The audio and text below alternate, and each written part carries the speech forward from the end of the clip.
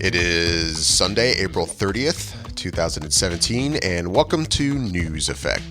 This is a Flickr Effect podcast where each week we discuss the top 5 news items of the week from the world of film, television, and pop culture. I'm David Lott. Joining me, as always, are Bobby Jackson, Yasha Wilson, and Michelle Curry. How's it going, guys? It's good. It's good, man. Good. So good. That's really good. Feels so It's going great. Just think, this time next week, we'll have seen Guardians of the Galaxy at least once. We will. Maybe twice. We will. I think three times. that's it. That's all for news break. That's all for Newsweek. All right, we're good. Let's go ahead and break it. Guardians of the Galaxy comes out this week. All right, bye. News Effect this Bye. week. Guardians of the Galaxy is releasing on Friday. And that Speaking concludes our of show. which- Have a lovely weekend. Enjoy your week. There it What is. day are Boom. you guys seeing it on? I'm seeing it Thursday night, a 10:30 showing that night. Are you seeing Dolby? Yeah. Dolby Cinema. It's the way, man. It's the way. I mean, yeah, if I wanted to see it in another theater, I could have easily could have gotten a 7 p.m. showing back when I bought the tickets, 2 or 3 weeks ago? Is when I finally was like, oh shit, that's right. I should buy Guardians of the Galaxy tickets. And then, yeah, sure enough, the 7 p.m. showing in Dolby it wasn't sold out, but the seats that were left were not desirable. So went with that 10:30 showing instead. Since we only have one of those to choose from here in Orlando.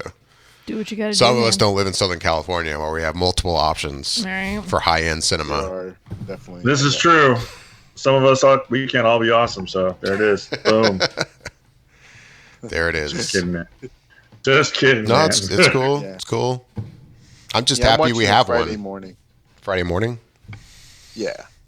That'd be I pretty actually nice. may talk to my boss tomorrow and see if I can leave early on Friday afternoon to go see it. Awesome. I'm dead serious. That is not a joke. That is actual fact. Nope, I love it. All right, well, time to get to this week's news. And with that, I turn things over to you, Bobby. Bobby Jackson. Right. That's right. Let's get this going. So we got number 5 this week. A bit of casting news comes our way that Jeff Goldblum is set to reprise his role as Dr. Ian Malcolm in next summer's Jurassic World 2. Not much is known about the story of the next film, but Colin Trevorrow previously revealed a quote from Sam Neill's Alan Grant from the original Jurassic Park, which serves as an inspiration for the sequel. Quote, "Dinosaurs and man, two species separated by 65 million years of evolution, have just been suddenly thrown back into the mix together. How can we possibly have the slightest idea what to expect?" End quote. So hopefully we'll get our first look at Jurassic World 2 sometime in the near future. So for me, I was like, when I saw this in the feeds and it popped up, I was happy because I don't think I had any really sort of like excitement level yet for Jurassic World 2. It just hasn't really been on my radar. Not to say that I'm not looking forward to it or anything, but not obviously they're not going to really just sort of give you the whole idea of what this next movie's about. So with not knowing anything about it other than you've got Chris Pratt returning and Bryce Dallas Howard returning, B.D. Wong returning, besides that, not knowing anything else, there wasn't really much to sort of grasp onto. But when I heard that Jeff Goldblum was coming back, it's like, yes, now this film is officially on my radar, and I'm looking forward to it way more than I was, and really want to see what this character's up to in the time that he's not been around, and to see what kind of aspects he brings to this new film. I agree with that because I'll admit when I heard this news, and I even only saw Jurassic World more recently.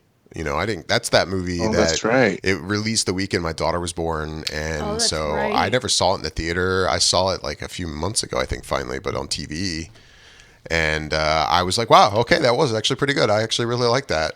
But anyway, when I heard this news about Jeff Goldblum, I'll say at first I was like, okay, well, that's cool. I mean, but I wasn't really like, oh shit, this is awesome. But like, yeah, what you're saying, like when I think about like the cast, what we do have, and the more I think about how he'll probably fit into this and kind of tie it to the original movie and movies, yeah, like, you know what? This is going to be pretty awesome. Like, I'm pretty happy about this. I'm geeking out hard. I'm not gonna lie. I was excited. Yeah. Like I don't You know. know, I'm with you. Yeah, like I really I enjoyed Jurassic World a lot. Like I had a lot of fun with it, and I got the Blu-ray, watched it again, and was like, yeah, no, it's fun. It's it's got its things that I have issues with, but I mean overall, like it's fun. It's a great. I don't know. I think I'm always gonna have a soft spot in my world, in my heart for Jurassic Park, Jurassic World, Jurassic films. Like there's just gonna be a little part of me. But yeah, like Jeff Goldblum, are you kidding me? This is gonna be great. Like. He's just going to have the, like, sassy little one zinger lines he's going to throw back at Chris Pratt. It's going to be great. I'm looking forward to this. Yeah. He's going to I'm bring with a you. little, Like that's yeah, he's going to bring a little bit more charisma back into it, I think. It's fun. Plus, and I will say, and I'm totally stealing this information from Nerdist. I did not realize this, but in Jurassic World, the geeky dude that was in, like, the control room with all the crap on his desk, he had the character's book there, and I was like, oh, so this is gonna tie in to the book that he wrote. Okay, I see now. This is gonna be interesting. So looking forward to things like that. I think it's gonna bring a little bit of another level to the next film that's coming out. So yeah. I'm with you. Like, I really like the idea of him coming back. I like Jeff Goldblum. I think he's a fun actor. I really like the roles that he plays. And I mean, aside from Independence Day 2, which I don't think he should have done, but No. I really did enjoy. I do enjoy his character, and I'm looking forward to it. I'm with you, Michelle. I'm geeking out a little bit. I can't wait to see him and Chris Pratt kind of going back and forth. And hopefully it's not just they're both on the same page of dinosaurs are dangerous. I hope that, they kind of have some sort of just back and forth that isn't always positive and seeing eye to eye, because I feel like both of their timing will be really, really great, and it'll just be kind of a lot of fun to watch. Yeah, I think it's gonna be fun. I think adding Jeff is gonna. I don't know. I think it's going to continue the level that we're looking forward to, that we've gotten, and I think it'll kind of keep the momentum going in the right direction. Cool. All right. So number 4 this week, we hear that Akiva Goldsman will be directing the remake of Stephen King's classic Firestarter for Universal and Blumhouse. The film was announced by Jason Blum at the Overlook Film Festival, and that Akiva will direct from a script by Scott Teems. Firestarter is the story of a young girl named Charlie McGee who inherited pyrokinetic powers from her parents. Now the government is trying to capture Charlie and harness her powers as a weapon. And I think I remember seeing this movie when I was quite young, when it was the original version with Drew Barrymore. And I gotta say, it was like, I think it may have been, I want to say maybe my first introduction to Stephen King's movies. And I loved it because even back then, I guess I must have been into superpowers and stuff like that. And that's kind of what it was to me. It was like this girl, she had these incredible powers. And I remember like how horrific it was in a sense too, because of the way she used her abilities at times. And that movie is so long ago that for them to now remake it, I'm not mad at it, honestly. It feels like it's one of those movies that you could definitely update, and it's probably a movie that not a lot of people really remember, because I don't remember specifically when it came out. My mind wants to say 84, but I'm probably a little bit off. But it just seems like it's definitely something that could be redone. And I'm kind of looking forward to and curious to see who they will cast in the main role of Charlie, and to see who will be directing it. I'm pretty confident in that it will be at least a decent film, because it's attached with Blumhouse, and they have a pretty good record going right now with a lot of their movies that they've been doing, and they've been doing them for $5 million a budget. And I think if I'm going in my head right, the last movie that came out from Blumhouse was probably Get Out. So they've got a pretty good record going. So I think they will probably do right by this remake as well. Go ahead, Yasha. I mean, I agree with you, Bobby. Like, this has been, we talked a little bit about who they might be able to cast in this role and via text this week. I'm looking forward to it. I think this is a movie that could be remade, and may even deserve to be remade and just kind of relaunched. I'm hoping that they don't try and do some really big franchise, which is what they try and do a lot of times nowadays. But this was probably my introduction to Stephen King as well, and basically horror, because there's a few movies. I mean, that's kind of what it's classified. I mean, it came out in '84, and I remember watching this, and I actually remember watching it with my dad and having just a ton of questions as to why she can do this and who her parents were. Just it was a dark film then, and I hope they kind of keep it as a dark light film. I guess you could say dark and light film. So I'm interested to see what they do. I think they can, and with the special effects that they have nowadays, they can do a lot more stuff, and I think it'd be a lot safer than what they were doing probably back then, where they used actual pyrotechnics to create the fire and whatnot. So I'm looking forward to it.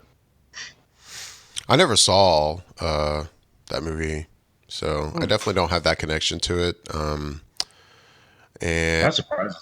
yeah, I don't know. It's just one I missed, I guess. I mean, if I did see it, man, I must have been probably so young enough that I probably didn't need to be seeing it or something. I don't know. Like, I don't remember.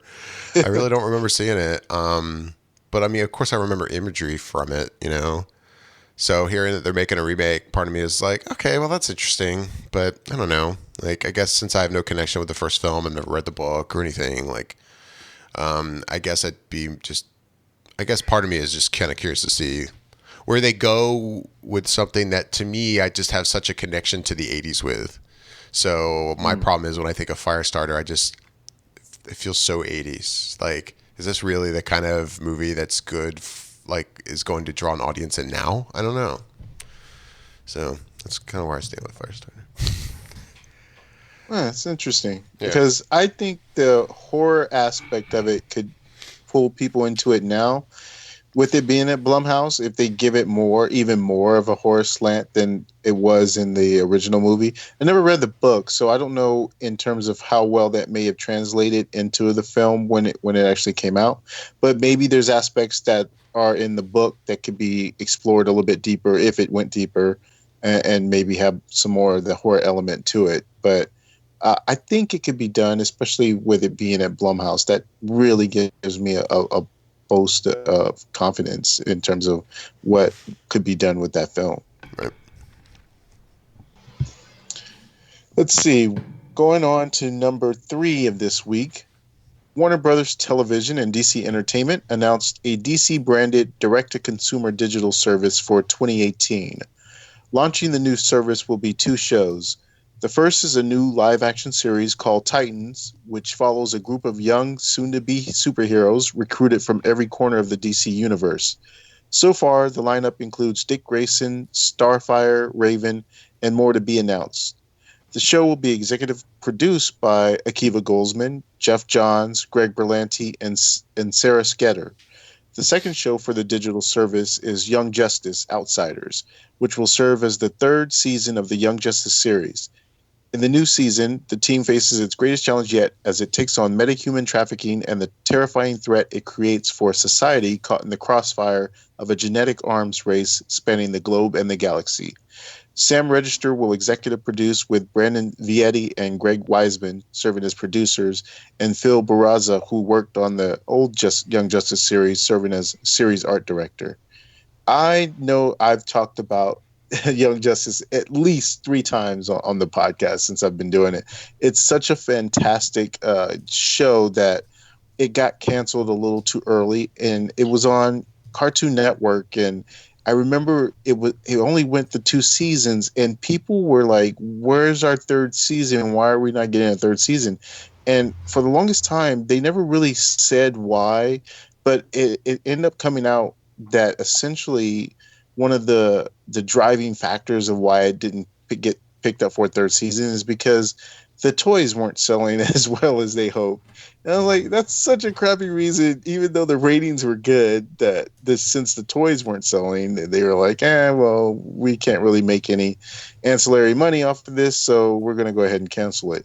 And then I think it was like maybe there'd always been rumors of maybe it coming back, and then it was like last year they had announced that maybe they was going to come back to Netflix. But now we getting word that DC and Warner Brothers are starting their own digital series network kind of thing service. So it makes sense that they would put it there as one of their marquee shows. And as excited about that as I am, I think even more excited for the prospects of this Titan show, because I think it was, man, I want to say maybe 3 years ago that there was an announcement that there was going to be a Titan show coming to TNT, and it just essentially fell apart. I think it was whoever was running TNT at the time over there didn't really believe in the script that they had, and so they didn't go forward with it. But now hearing that this will get picked up and be on this digital service, just these two things alone announced already make me feel like I need to pick up this digital service, because unlike the CBS one where they have theirs and the Star Trek was going to come to it, that was like the only thing that I probably would have watched on the CBS, the All Access one or whatever it's called, is that I would have watched the Star Trek. Whereas on this, I feel like I'll at least watch these two things, and probably, I'm sure if this is a DC focused adventure, then they will probably have more stuff that'll be new programming and some older stuff that's been on already. And it'll just probably help broaden and pad out this service. So I'm definitely going to be looking at more what they have to offer, and hopefully they'll have more to announce at Comic-Con. So this is how soon is this starting, the service? They just said it'll be in 2018. They didn't give a specific date on it. But I would imagine it's probably fall, if I had to guess. So now the Titans show, is it... Okay, I'm sorry. I don't want to sound like an idiot. So is the Titan show, is it live action or is this cartoon? Like live following... action. Okay, so is it like it's like the Teen Titans, but live action? Yeah. Okay. Mm-hmm. I'm pretty hip to that, actually. Yeah, I didn't realize. I thought we were talking animated. So I'm like, oh, live action. That changes the story for me. I mean... So then to go back to the other show that's actually picking up its season 3, basically, is that one going to be animated? Was the original show animated or live? Yeah, so the original show for Young Justice was an animated show that came on Cartoon Network. Right. And it had pretty much like the superheroes that were sort of like the young versions of a lot of the Justice League characters. Like you had Flash that was in that episode, but he was Kid Flash. Right. You had Robin, who was the leader, and so on and so forth. So that one was more like, I don't know, young adult aimed at towards, not like the kiddie version that you see that's on Cartoon Network these days. And so it got canceled early. Well, not early, but it got canceled before its time, I think. And they decided to go forward with a third season. And essentially, they are going to just use this as a platform to launch it on this DC digital service that they're announcing. So they're going to keep that one animated. It's going to stay animated. But then the Titans one's going to be live action. Live action, yeah. Huh. So it's interesting that both series are about the Teen Titans, but one's animated and one's live action. Do you think that they're going to get like the ability to like put on Arrow and Flash and all that stuff that the CW has? Like, are they going to be able to transfer those over? I see. Here's the thing. What I would say no, but the thing that makes me leave the door open slightly is the fact that Greg Berlanti is also an executive producer on this, and he executive produces every single of those, DC show that's on the air. So I would say that there's always that possibility because of him, and how it could happen or the way they would make it happen would be very intriguing because of the nature of this show and being on a digital platform. But if they could make it work when Supergirl was on CBS and still sort of have something kind of in the works, then I say that it's possible. I don't know that it'll happen maybe within the first year of these series coming out, but if it's on long enough, you got to figure maybe they'll do something. And with the extension of, I guess, if you think about it, Arrow's been on for a while. So at some point, who knows how many more seasons it has left in its run. But you could ever, if they ever like said, okay, we're ending this season, then maybe you would see this show pop up on, or maybe some of the characters pop up on the Young Justice, or I'm sorry, on the Titans show on digital. So the possibilities are there. Cool. All right, well, let's move on to the number 2 story of the week. Star Wars Episode 9 has moved up to May 24th, 2019, vacating its previous spot from December, causing a chain reaction of what I think is pretty epic proportions. With Episode 9 moving to May, this means that there will only be 3 weeks separating it and Avengers 4. So, all right, that's like a little bit crowded for the month. But also, with Episode 9 being in May, now see if you can kind of follow all this stuff, because it gets kind of crazy. So with Episode 9 being in May, that means that it's a little under a month of breathing room before it bumps up against Disney Pixar release of Toy Story 4. So then a couple weeks after Toy Story 4 comes out, Sony and Marvel are releasing the sequel to Spider-Man Homecoming. So there's, if that doesn't sound crowded enough, 2 weeks after that, after the Homecoming sequel, Disney releases their next live action remake for The Lion King.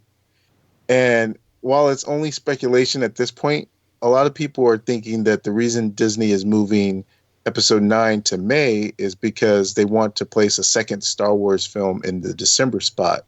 Perhaps maybe like an Obi-Wan movie or the Boba Fett Bounty Hunter movie that's been rumored as well.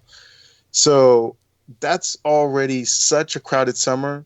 But I actually forgot to mention that there's also Captain Marvel coming out in March, and Disney has Frozen 2 coming out in November.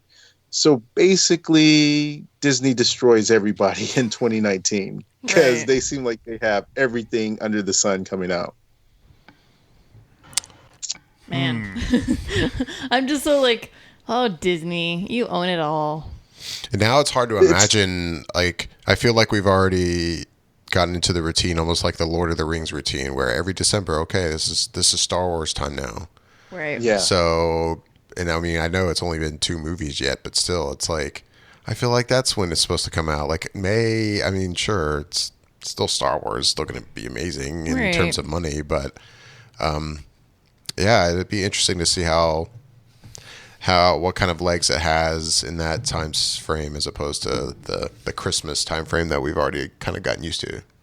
I kind of like it. It's like a nice Christmas present. Yeah. It's yeah, I mean, I know this was the original plan. The first, Force Awakens was supposed to be a May release, and we got pushed back to December. But yeah, I don't know. I kind of like it too. And I mean, yeah, we might get another Star Wars movie that December, but because what? I mean, we've got a Star Wars movie this December, and then the next film is like the next May, right?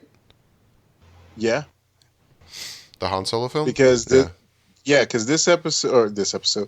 year we have Episode 8 coming out in December, and then in May, like you just said, it's the Han Solo film. Right, May 2018. And then it'll be a year at this point until Episode 9.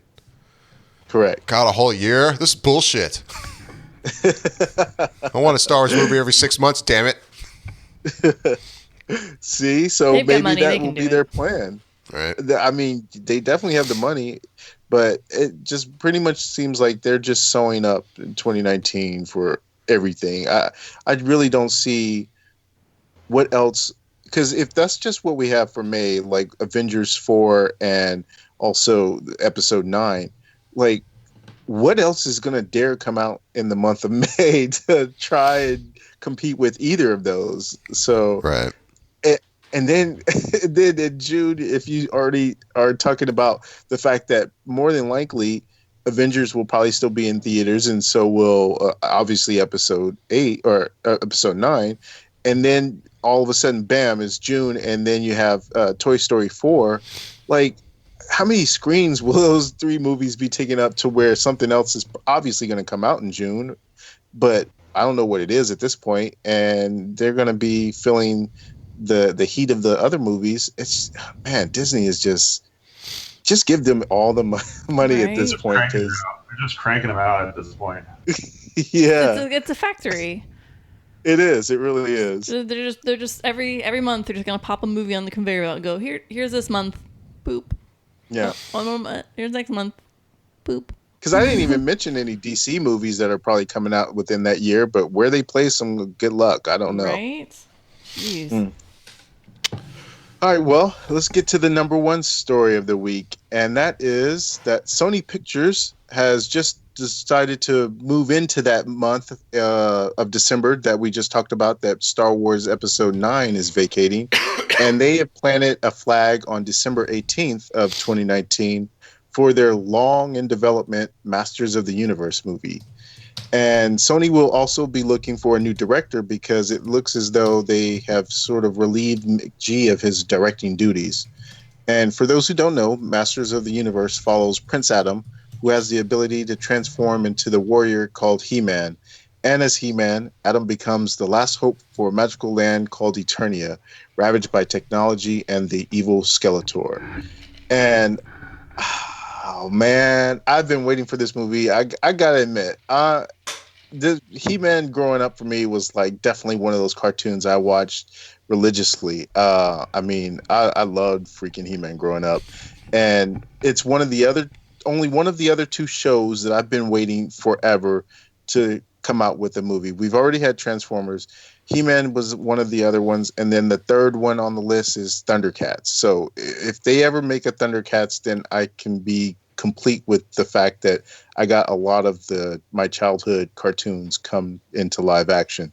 But with He-Man, it definitely seems to lend itself to a movie franchise, especially in this day and age where there's like a lot of sci-fi fantasy films that are trying to come out. You've got like your Valerian coming out here soon, and obviously you have Star Wars, which is fantasy sci-fi, so to speak. And it just seems like now would be the time, with the special effects that we have and the ability to pull this off. It just seems like they've got to really stick to this flag that they planted in December for 2019, and hopefully they will get a good script and get people attached to it and really go forward with it. I believe I read that one of the people that I think was working on the script for this movie was for gosh, now I'm gonna forget his name. All of a sudden, it was just in my head. I had it there, and just like, of course, it just goes out of my head. But I don't know. What do you guys think? Are any of you fans of He-Man? I don't know if it was like before your time and weren't really into it. I mean, I used to watch the cartoons. I loved them when I was a kid. And then, sadly, because I was so young and naive, I used to actually enjoy the film that they put out, Masters of the Universe, however many years ago that was. Yeah. Dolph Lundgren. Yeah, Dolph. Good old Dolph. Good old Dolph.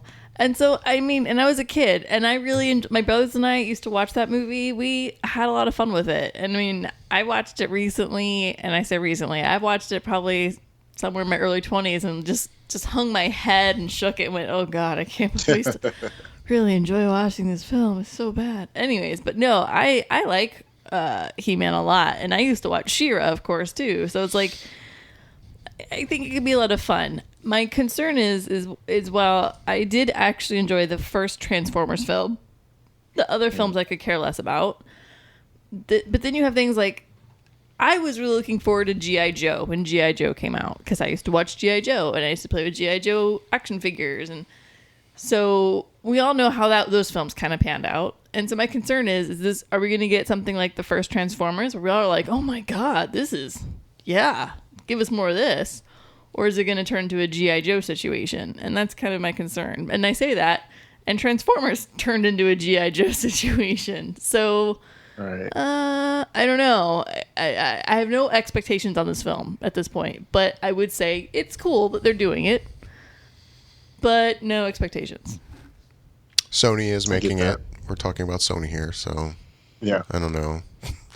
Yeah, I'll say in terms of my fandom, like that's one of those shows as a kid that I definitely watched as a kid, and I remember like I had He-Man toys and everything, but for whatever reason I can't explain it. Like it's not one that has translated into kind of this fandom as an adult. Like, there's certain things from my childhood that I'm like, man, I love G.I. Joe. To use that same example that you just used, Michelle. Like, I love G.I. Joe.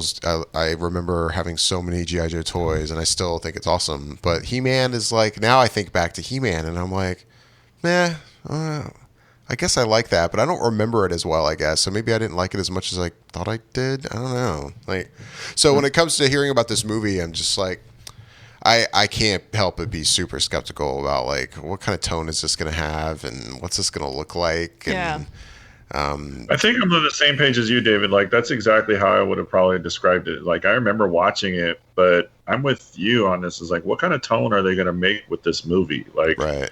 I don't know how you're going to make it so that it's kind of cool, like, and really fun to watch. And I'm not trying to crap on it, Bobby. I'm really not, because I did watch it a lot when I was a kid, and I do remember watching it, and I do remember having fond memories of watching it.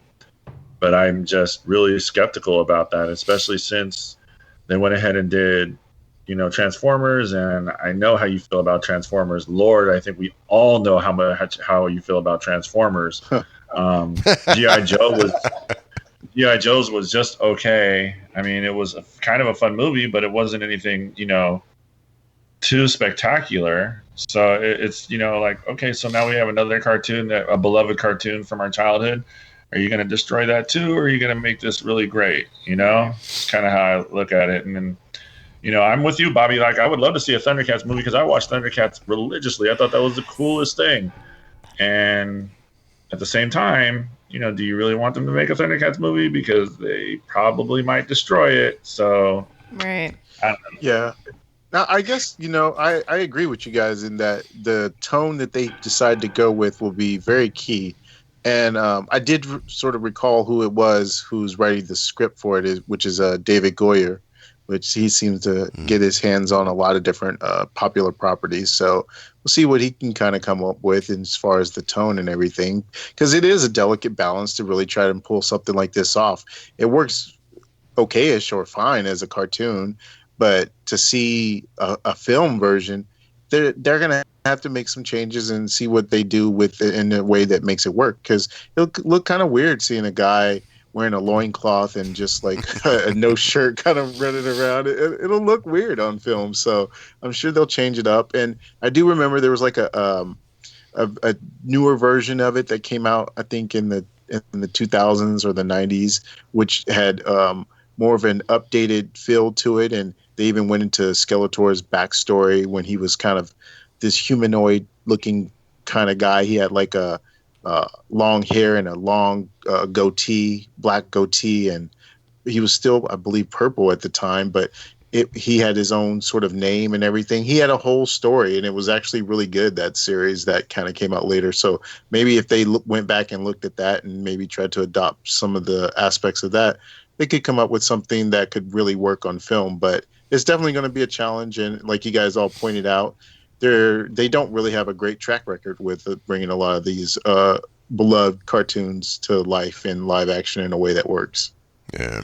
I mean, they make money. I mean, don't get wrong. I mean, G.I. Joe stood to make 2 movies. I mean, we're on the 4th or 5th Transformers movie that's, grosses easily over $100 million and whatnot.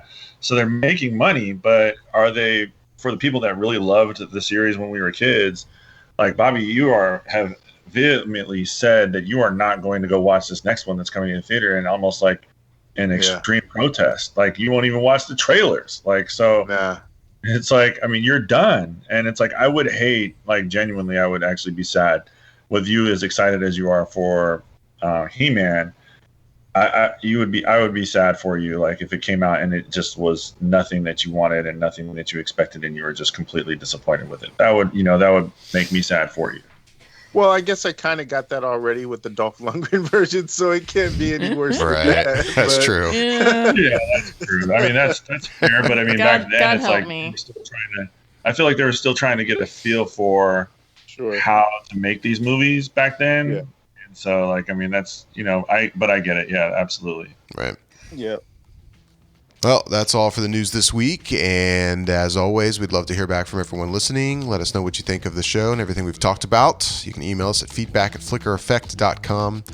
and find our links to all of our various social media accounts and such on our website over on the right-hand side. I'm David Lott. I'm Bobby Jackson. I'm Yasha Wilson. And I'm Michelle Curry. Thanks for listening.